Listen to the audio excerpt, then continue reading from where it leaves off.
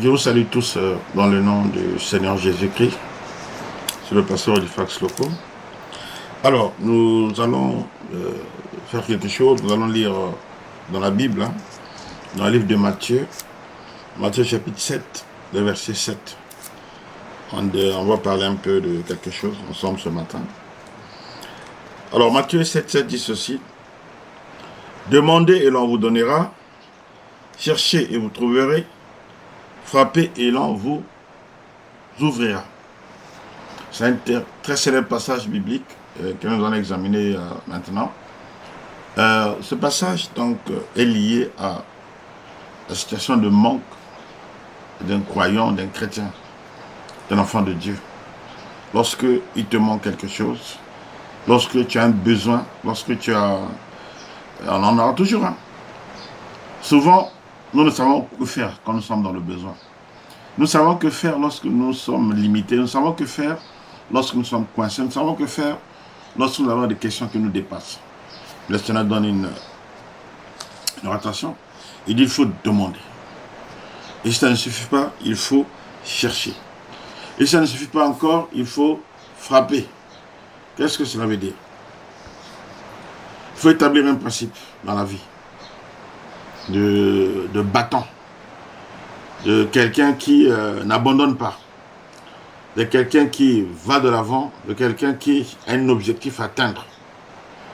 Alors, lorsque il y a quelque chose que tu n'as pas, que tu voudrais avoir, un besoin réel que tu as, tu fais quoi? Tu demandes à Dieu. Tu demandes à Dieu. Et si jamais ça ne vient toujours pas, ben, tu vas chercher. Toujours auprès de Dieu. Mais tu es obligé de te déplacer, d'aller investiguer, enquêter, essayer de comprendre pourquoi tu ne l'as pas. Aller vers la solution. Lorsque un problème n'est pas résolu, il ne faut pas rester là, simplement assis. Il faut aller vers la solution. Et troisièmement, si malgré ça, en allant, on n'a toujours pas, il faut frapper. Tout ça est lié. Je vais vous donner une image imagine tu es dans ta maison, quelqu'un est dans la chambre, a fermé la chambre de la chambre, ta femme, ou ton mari pour les femmes. Et tu te demandes, tu cries le nom de la personne, que la personne t'apporte quelque chose qui est dans la chambre. Tu sais que la chose est dans la chambre. Tu as foi, tu sais, tu es convaincu que la chose est dans la chambre. Et demande à la personne de te l'apporter.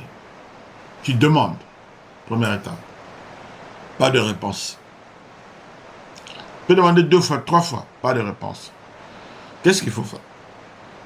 Sachant où se trouve la chose que tu demandes, tu vas la chercher.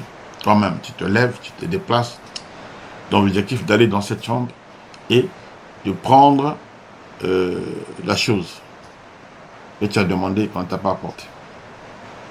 C'est ça l'investigation, c'est ça l'enquête, c'est ça l'action qu'il faut mettre en place pour aller obtenir ce que tu demandes. Et si tu arrives devant la porte, tout en sachant que la chose est dans la chambre, que la porte soit fermée, qu'est-ce qui se passe? Tu vas frapper. Tu frappes, pas une fois, 2 fois, 3 fois. Peut-être que la personne qui est dedans a mis des écouteurs en train de suivre des choses et n'a pas entendu et n'entend même pas quand tu frappes à la porte. Alors tu vas frapper plus fort jusqu'à ce que la personne vienne ouvrir. C'est la 3e étape ici. Quand on ouvre, tu rentres et tu prends ce que tu as redemandé, point final. Voilà donc ce que ce verset nous exprime. Mais autre chose encore. Le 3e point là où il faut frapper. Si jamais la personne n'ouvre pas, malgré le fait que tu as beaucoup frappé, en général, qu'est-ce qu'il faut faire? Il faut défoncer la porte. Défoncer la porte, voir qu'est-ce qui se passe. Aller, tu as besoin de ta chose. Tu défonces la porte, tu frappes la porte, tu la défonces, tu entres pour récupérer ce qui est à toi. Parce que tu sais que la chose que tu cherches est à l'intérieur. Tu défonces la porte pour l'obtenir. C'est l'image que le Seigneur Jésus avait dit. Il a dit que depuis le temps de Jean-Baptiste, le royaume des cieux est forcé. Et ce sont les violents qui s'en emparent. Les violents, il faut faire preuve de violence. Même auprès du Seigneur. Ça me rappelle l'histoire de cette femme cananéenne qui un jour est venu voir Jésus et a demandé à Jésus d'aller guérir son enfant qui était possédé par le démon. Jésus a dit, mais femme, pour le moment, moi je m'occupe des Juifs. Hein. On m'a envoyé vers les brebis perdues d'Israël. Moi c'est mon rôle pour le moment, je m'occupe d'eux. Et après, ils feront du travail, ils viendront chez vous. Moi je n'ai pas le temps, je m'occupe des Juifs. La femme a certainement insisté. Et le Seigneur Jésus lui a dit, mais c'est que tu me demandes, tu sais qu'on ne peut pas prendre le pain des enfants et puis le donner aux petits chiens. Et la dame de rétorquer, mais le petit chien, il mange les miettes qui sont sous la table. Voilà une forme de violence qu'elle a faite pour obtenir ce qu'elle voulait. Le Seigneur Jésus a été très frappé par sa foi.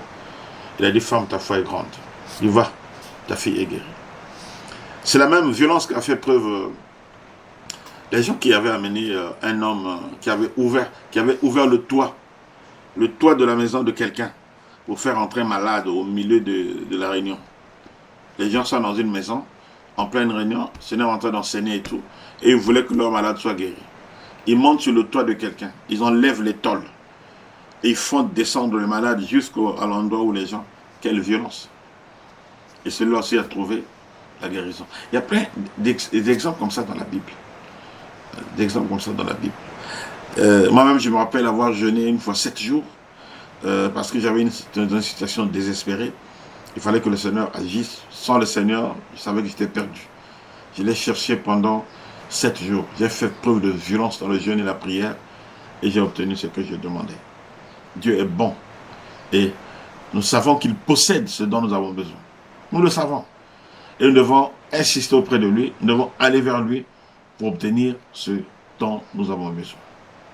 Voilà, bien aimé, mon exhortation de ce matin. Je vous encourage à ne pas baisser les bras, à chercher Dieu. Demandez à Dieu, n'hésitez pas. Cherchez auprès de Dieu. Investiguez. Si vous priez mal, essayez de voir qu'est-ce qui ne va pas. Qu'est-ce que je dois faire pour que Dieu m'écoute, pour que Dieu agisse. Continuez de chercher, continuez de prier. Jeûnez, priez. Frappez à la porte.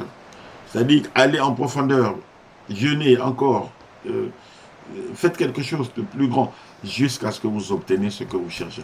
Parce que Dieu a ce que vous cherchez, ce dont vous avez besoin. Dieu l'a. C'est ça la chose. C'est ça. Il faut faire preuve de violence et vous obtiendrez ce que vous avez demandé. Nous allons prier. Seigneur, merci pour ta parole. Merci pour ces personnes qui m'ont écouté et qui écouteront aussi la vidéo qui sera mise en ligne. Je prie que tu leur fasses grâce d'être exaucés par toi.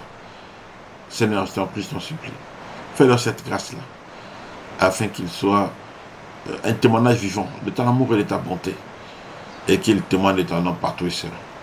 Qu'il en soit ainsi, au nom de Jésus-Christ. Amen. Merci, que le Seigneur soit avec vous. À demain.